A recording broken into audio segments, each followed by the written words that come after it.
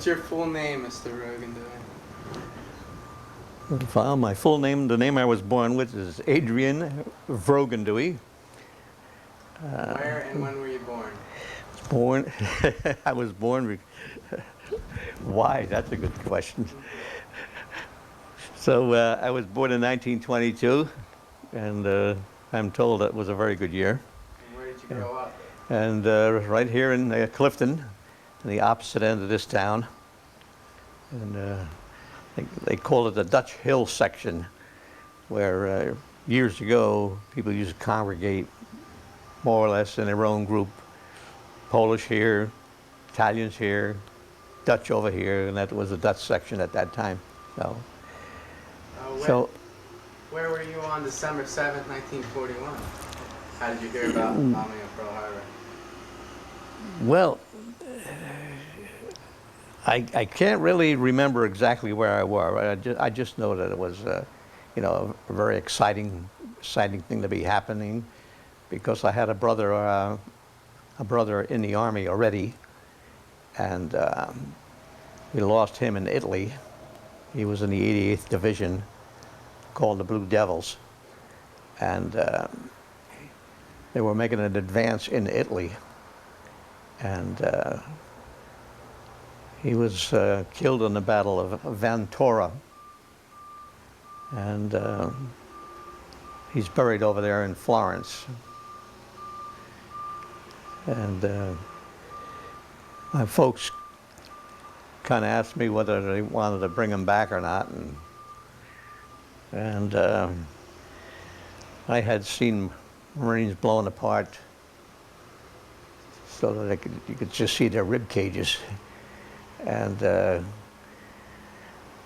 I just advised to leave him where he was, because you know, we didn't have DNA and all that stuff in them days, and I had no idea whether they knew exactly where he was killed or not, and so I just recommended they leave him there, and they left him there, and where he got killed.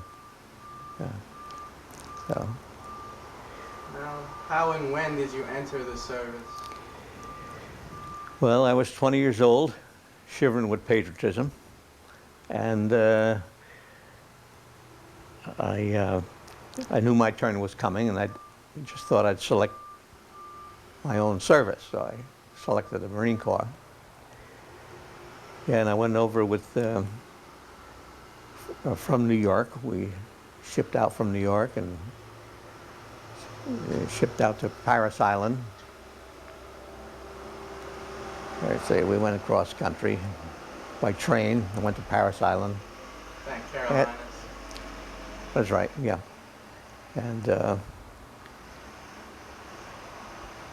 I was in the... What was your basic training like for the Marine Corps? Well, in some respects, it was, at the time, it was worse than the war. They had orders to make Marines and make them quickly, and that gave them a license to do quite a few things. One of the things, just to give you an idea, we're walking up, waiting in line in the mess hall to get in, and this mile it's about a half mile long, and they're going in one at a time, and as Marines went out, new ones went in. And right at the entrance is a guy sitting in the garbage can with his back against the back rim and his feet over the front rim of the garbage can. He had a garbage lid on his head, and every person that passed him, he had orders to flap his hands like this and say, "I'm a shitbird." And I knew enough not to laugh at him, because I knew I'd be in the barrel if I did, even if I talked to him, you know. These are the things that they did to you for, well, I'll give you an example. I was in the mess hall line, and a drill instructor, not my own, he came up to me and said, "What are you doing with your hands in your pockets?" So I was holding my mess gear in my clenched in my fingers, and I had my thumbs in my pocket. So I said, "Sir," I had my thumbs in my pocket. He said, "Oh, your thumbs." He said, "Are your thumbs part of your hands?" So I said, "Yes, sir." He said, "Well, then you had your hands in your pockets." I said, "Yes, sir." He said, "Well, sew them up and report to me tonight in barracks number so-and-so." So I got out my sewing kit and I found a whole bunch of pins, safety pins in it, like diaper pins. So I pinned the pants up from the inside, you know, with 3 pins in each pocket. So I reported to him, and he stuck his finger in between there and he ripped it open, and the pins popped out. Well, so he says, "Oh, what do we got here?" He said, "Didn't I tell you to sew them up?" I said, "Yes, sir." He said, "Then you pinned them up?" I said, "Yes, sir." He said, "Well, now you go back and fill them up with sand and sew them up, and come back again and report to me." So I filled them up with sand, come back, really sewed them up with a back stitch. And I walked around for 3 days with those things flapping against my thighs. And I was as red as a beet, you know. So they were tough on you to make you tough, so you would obey orders regardless of whether they made sense to you or not, you know. So that's pretty much how they treated you in boot camp. Yeah. So. Well, after boot camp in Paris Island, where did you go from there? Camp Lejeune for some training. They originally thought they needed barrage balloons to go on the beaches with the first waves and run them up to protect the troops from dive bombers strafing. But then they found out they didn't need them. They switched us to a light artillery outfit, which was a 105. And that's what I ended up in. 75 pack howitzers and 105 howitzers. So that was what Marine Division were you with? the 1st Marine Division. I went over with the 7th Replacement, and I replaced the Marines that came off of Guadalcanal being one of our first offensives in the South Pacific. So I replaced the Marines in the 1st Marine Division. That was around 1942. Yeah, I joined in 42. And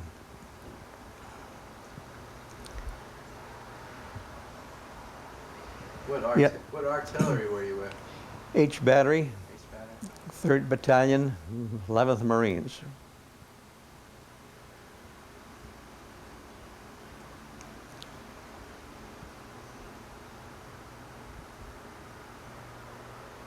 So where were you? Well, I got something here that gives a little description of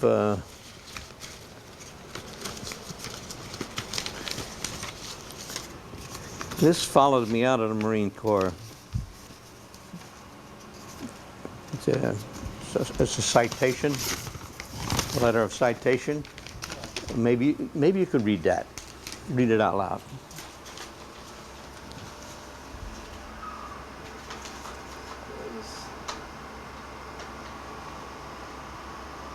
Subject is awards. Transmittal. Case of Gunnery Sergeant Adrian Vroegindewey Jr. And then it's got your number, 452-000. 45-2000. I still remember that. United States Marine Corps. It says letter of commendation, commendation ribbon. And you got it pinned on there. It says the enclosure are forwarded herewith for presentation to the subject named man. The records of this organization indicate that the subject named man was discharged from the United States Marine Corps on 18th November 1945. This gives his home address. It's Burgess Road. And the director looks like Bauer or something like that. Mm-hmm. I can't read it. Yeah, well, the reading of a description of my past is on the next page. That'll tell you where I've been. And this is his citation by General Fleet Marine Force Pacific. Let's says, for meritorious and efficient performance of duty while serving in a Marine Artillery battalion during operations against the enemy on Cape Gloucester, New Britain. Right. From the 28th of December, 1943 to May 5th, 1944 on Palau, how do you pronounce that? Palau. Palau. It's an Palau group. Palau Islands. Mm. From 15th September to October 26, 44, and on Okinawa, Shima. And then I can't pronounce the next one. It's RYUKUY. You know, we'll settle for It says during this period, while serving as a gunner on Cape Gloucester, as a section chief of Pelelu, and a gunnery sergeant on Okinawa. Gunnery Sergeant Vroegindewey was at all times cool, capable, and efficient in performance of his duties.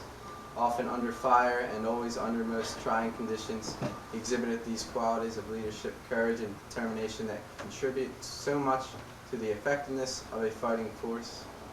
His untiring efforts contributed materially to the successes of his organization in delivering vital supporting fires to infantry units, and his conduct was at all times in keeping with the highest traditions of the United States Naval Service. It says, Roy Geiger, yeah. Lieutenant General, United States Marine Corps. Yeah, that pretty much tells, you know, where I've been, and that followed me. Some colonel come in the yard on Burgess Place. I'm working with my dad, putting the body on the chassis of a truck, and this guy walks in with this here, and I said, "Oh my gosh, what do I do now? What do I do now?" You know, and it was a citation that followed me, written up, no doubt, by my commanding officer. You know, and Who was your commanding officer? yeah, Lieutenant Woods, and I have, yeah, throw that in there. Oh, here's a picture. I told him what newspaper I was working for, and he said, "Well, let me shoot you a picture here, and with your gun crew." And he says, "We'll send it to the newspaper," and they printed it here in the newspaper. So you might look at this here.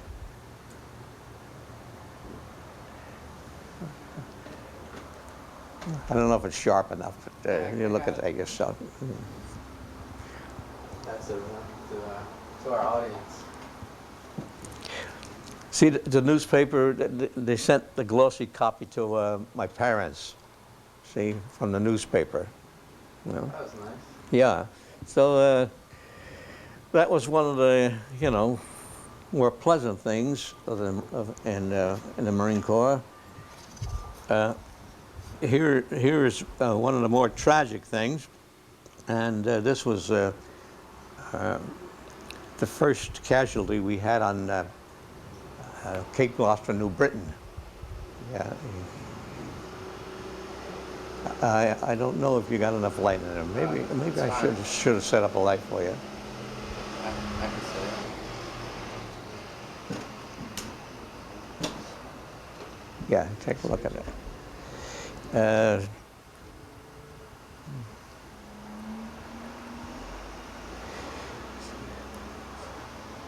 Yeah, we buried that guy in his poncho, and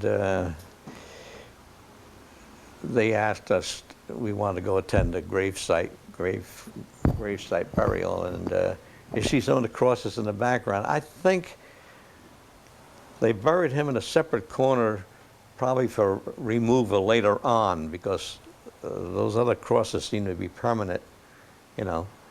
And the priest, you know, did the ceremony there, and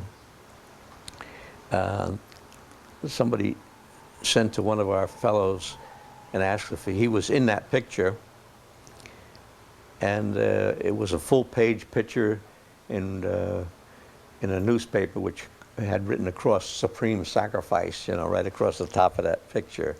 So, yeah. So. But want to know about entering the Pacific. When did you finally go over to the Pacific. Yeah, well, see, this fella Drudge who wrote a book on Okinawa and Peleliu, he kept so many notes.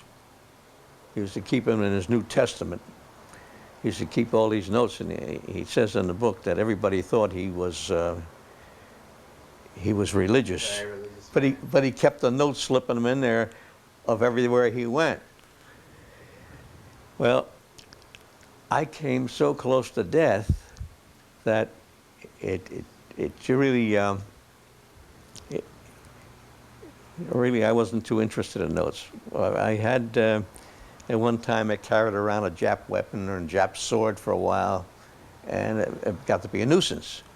You know, it got to be a nuisance to lug this thing around, and it soon loses its luster. You know what I mean? And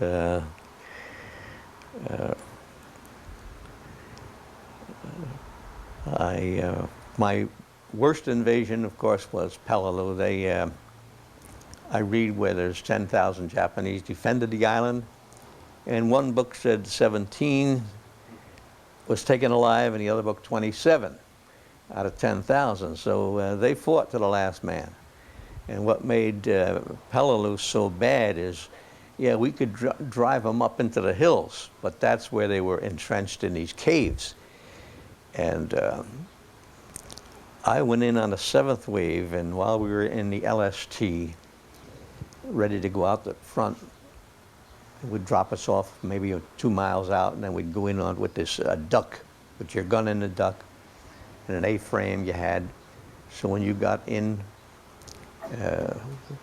one section would throw up his A-frame and take your gun off, and then you'd turn around, throw up your A-frame, and with the winch take his gun out, and then you'd be, be ready to fire. See, and there wasn't enough room.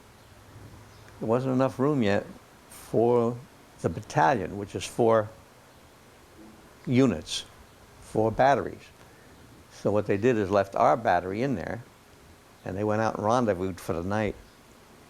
And we thought they were lucky, and they thought we were lucky. They wanted to come in and die, because you know, when you're in a duck and you're floundering out there, cutting your motor to save gas, you get seasick. And a lot of them wanted to come in and do what we were doing. But in the meantime, I'd say from here to Frank's backyard,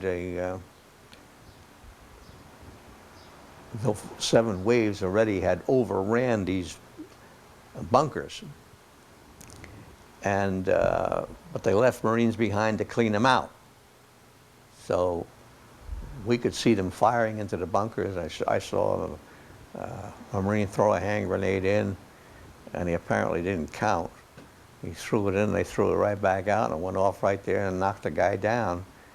And I saw them drag him away, from where I was with the gun. So we were in the line of rifle fire, And we supplied vital fire for the Marines going down the other end of the island, because we were landed near the airport.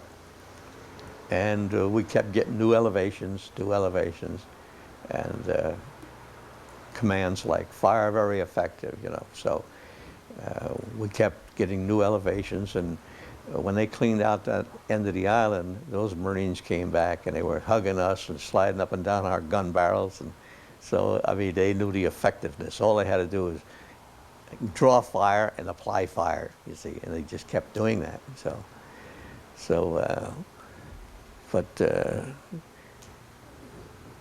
come the second morning, after firing all night, come the second morning, a Jap tank rolled into our battery position, and he went right up to the command post, which is in the center, to the rear of 4 guns, and he lowered his piece into the and fired. Well, we thought they were goners, but apparently he used armored piercing ammunition, which doesn't go off on impact. It goes off on delay action. And I saw this guy named Giardini. He got out of the, he was the computer, you know, they used to compute. They used to compute by, on paper, the deflections to give us, you know. And he jumped out and threw a hand grenade at the tank. And I saw the guy pull the hatch down, and he shoved off, and he went around to the front of the guns. And then he came straight at my gun, and which was gun number 2. And I was a gunner on Paolo. And he came straight at my gun, a section chief I was. He came straight at my gun, and there was nothing for me to do but the instinct. This didn't take any brains. This was just instinct. I ran toward him, and my instincts were to make him pivot to get me. And I ran up alongside his left track, and he apparently thought I was capable of doing something. And as soon as he got within seconds, he took off because I was too close to the tank. I guess he figured I could do something. And then he took off, and I still, it always reminded me of the mafia movies where the car takes off and the back goes down, the front goes up. Like you go in spurts, you know. And this tank, as the tank left our area, Corsair, the Marines were using Corsair airplanes at that time, and they dove down at this tank. And I can still remember they were shooting rockets at it as it was leaving our immediate area. And I lost sight of the tank, but he was shooting rockets at it and machine gun fire. And the cleats that hold the ammunition together, little spring cleats, like make the ammunition to a belt, they were dropping all around me. They're like spring steel. And the thought went through my mind, this guy doesn't know where I am, you know what I mean? So, but they got the tank. And it was just a little out of our outfit.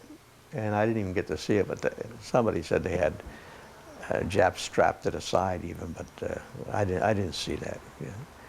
But that was a harrowing experience.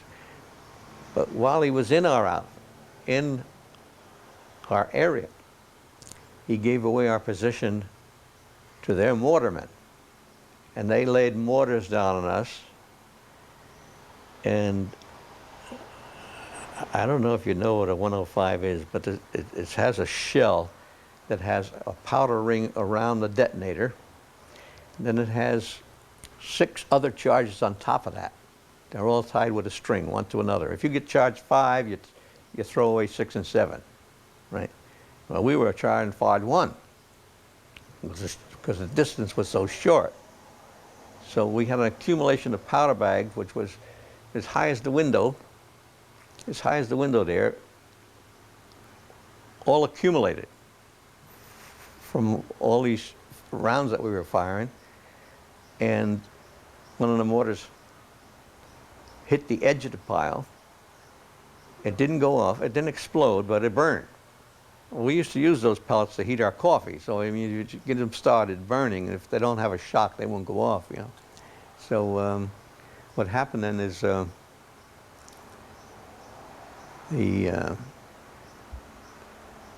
we got orders to abandon position. And I can still hear Lieutenant Woods hollering, "Vroegindewey, see that the men stay in the area." And I'm thinking to myself, it's everybody for themselves right now.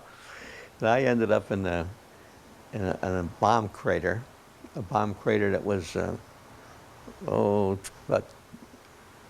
about as big as this room, but round, you know, and deep. So I ended up just to avoid shrapnel on the level, I ended up in there making my way back to the beach because we couldn't go back to the guns. I mean, with the mortars coming down the way they did. So everybody left the area, and we all ended up at the beach. But I remember in that, in the depth of that hole, thinking my life is done. And I remember praying, not for my body, but for my soul. I remember praying, Lord, save me even in the 11th hour, because I thought it was over. So I didn't even ask to live because it just didn't seem to be possible. But anyhow, I ended up back at the beach, and most of our men were there, the ones that survived. And we slept on the beach that night, and it was sandy, so we were able to dig. So we dug just enough to get below the surface, but that night we didn't get any sleep because these land crabs kept crawling around, falling into the hole with us, you know. And but in the morning, the Lieutenant Woods came up and said, "Vroegindewey, get 5 volunteers. We're going to go back and reclaim the guns." So and when he tells you to get 5 men, and get 5, he means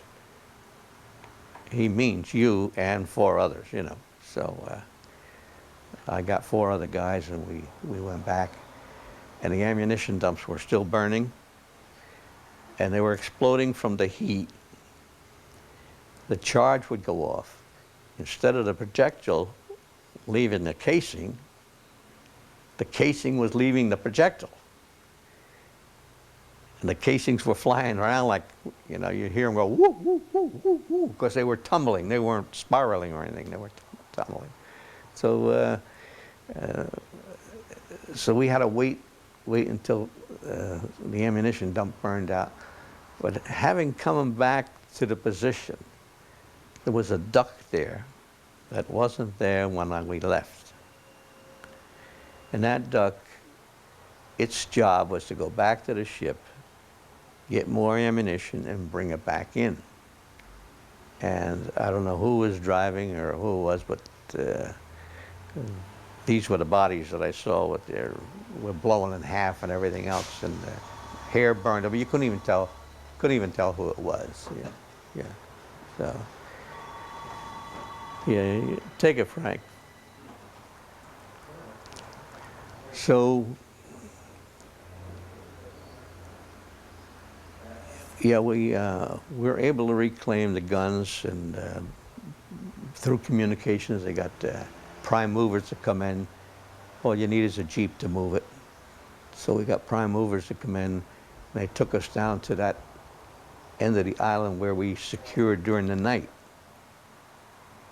where we were getting those very effective firing orders. Yeah. And we moved down there, and we were in a relatively safe area. We were scattered with the Japs that still weren't cleaned up yet from the night before. And in the meantime, I'd just like to tell you that there's no atheists in foxholes. We, down in that area, when I say relatively safe, except for stray bullets and stray mortars or stuff like that, here a priest came, and he asked if he could give the Eucharist to the men. So I said, yeah. So I divided the gun crew in half and told the one half, okay, you guys go. And it was right between the trails. So, I mean, they were just relieved of feeding the gun piece. And this kid named Spectre, I knew he was a Protestant. You know, he was the same as I am. And so he gets down on his knees in front of the priest. I says, hey, Spec, I says, that's not for you. I says, that's for Catholics. And he says, it ain't no time to be fussy now. So I see there's no atheists in the foxhole. So I kind of taught me a good lesson too. Yeah. So, but it wasn't over for us yet on Fallaloop. We were there a couple of days, and the Marines got so shut up on them hills, holding those hills that were in sight of these caves that they were firing out of. And what happened is they got orders that every available man would go up and relieve the Marines and hold the line for them while they reorganized. Again, again, they asked for volunteers to send up a couple of squads. And my commanding officer, Lieutenant Woods, became a squad leader. And he led us up into the hills.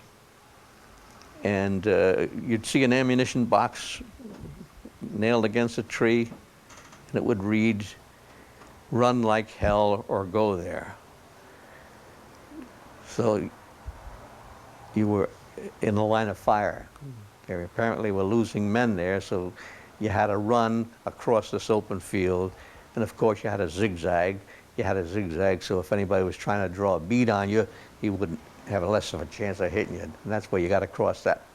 So every time it was in an area where it was under rifle fire, they would put a sign up like that. Well, we got up there, and we relieved the Marines up there, and we were on a downward slope of a hill, and we weren't silhouetted, because you know, if you stuck your head up above the ridge,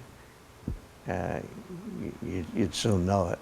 So we were up there with our men, and what happened, we lost 2 men right there inside of a half hour, 3/4 of an hour.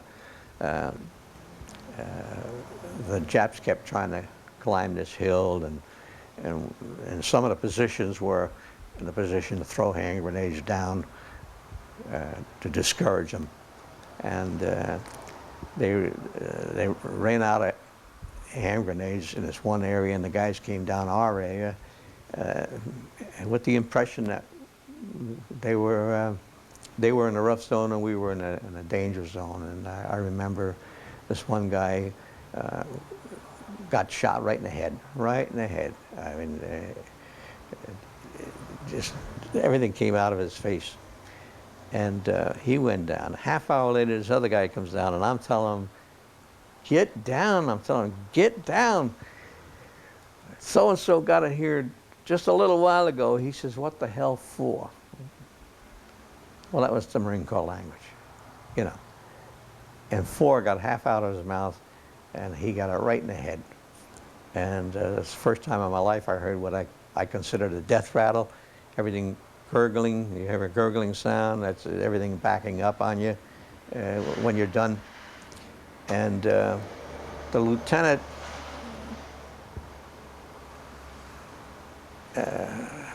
asked me to detail 4 men to take him out. And he's laying there, he's dead. So, okay, the 4 guys nearest to him in the different holes. I detailed 4 guys to take it, and on your mark it said go, and they went out and they drew in machine gun fire. And you can see the dust shooting up here and there, because see our machine guns go, brrr, theirs go tat, tat, tat, tat, tat, you know. So, yeah, they slipped back down into their positions again, you know. Half hour later, Lieutenant Hollis Vroegindewey, try that again. So I said, "I can't see it," but, so I ordered the guys to hit the stretcher again, and take them over the hill. And this one kid, I won't even mention his name, but he said, "Vroegindewey, did you mean me?" He was one of the guys on the first detail. So I said, I sensed right away, you know, he lost his nerve, so I just said, "No," I said, I'll come out. Everybody on the mark, get set, let's go." You know, and so I joined, and we got over the hill and drew a couple of rounds, and you see, the whole game was draw fire and apply fire, and we were up there as a squad, and I couldn't get through my head that we had artillery back there. Why didn't we call for artillery and pinpoint them right on every time they fired at us, you know, lay it on them? But it wasn't that way, you know. He just had orders as a squad leader to hold that hill until they reorganized, you know. And that's the way the lives go, you know. And I have a few more sad stories, but I think this duplicates it all. It tells it all of, you know, the glory. There's no glory in war. I mean, I'm just thankful to God I came back alive, you know. And he must, I always said he must have had another purpose for me. But I don't know if you know it, but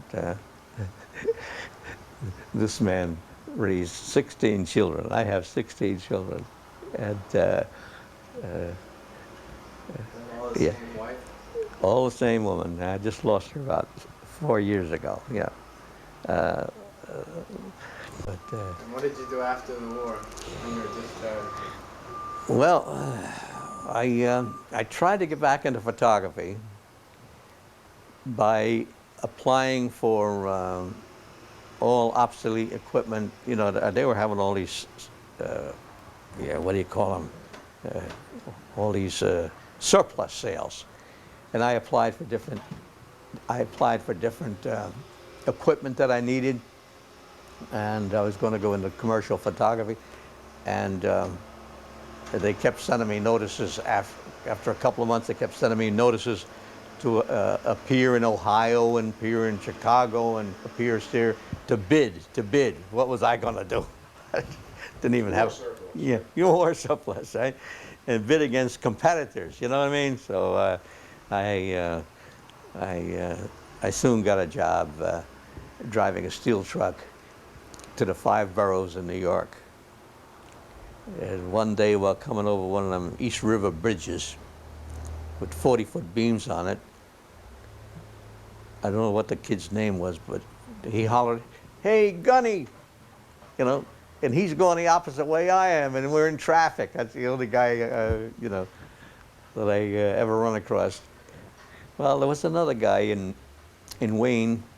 After I got in the milk business, I spent 20 years home delivery, self-employed, and then I went to work for Tuscan Dairy, one of the major companies in New Jersey. And while delivering in Wayne, you had to park in the back and walk around to the front of the store to get them to open up the back store. And I run across this guy. He didn't change at all.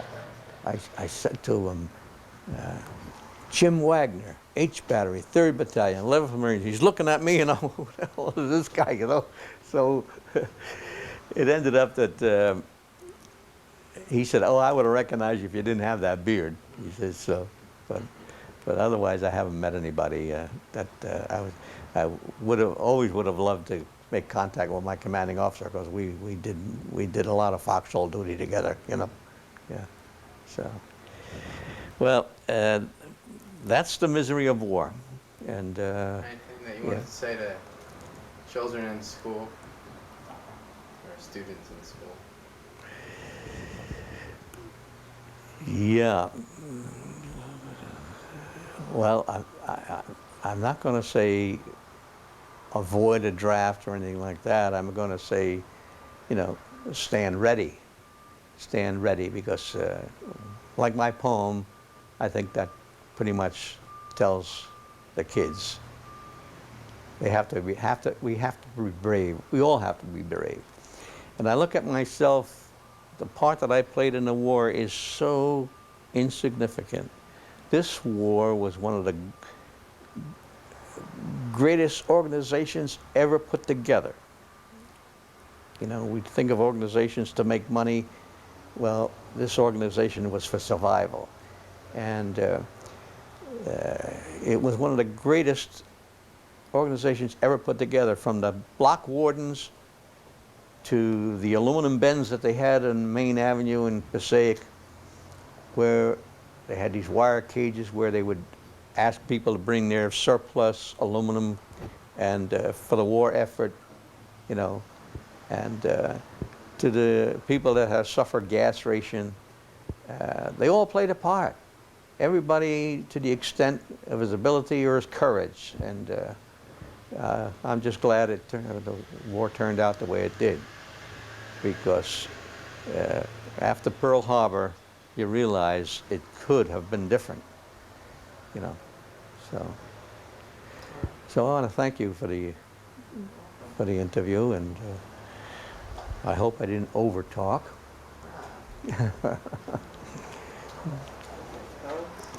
This poem is I got two names for it. One is freedom and the other one is soldiers, but soldiers is the most popular name that I use here. And this reads, soldiers fighting bravely on from Boston's harbor to Vietnam. And seldom is the question why, as mothers give their sons to die. For once a man doth freedom taste, to war to keep it is no waste. As was declared one day by Bell, fought for by men who called war hell, as of that man who could not live, his one regret, one life to give.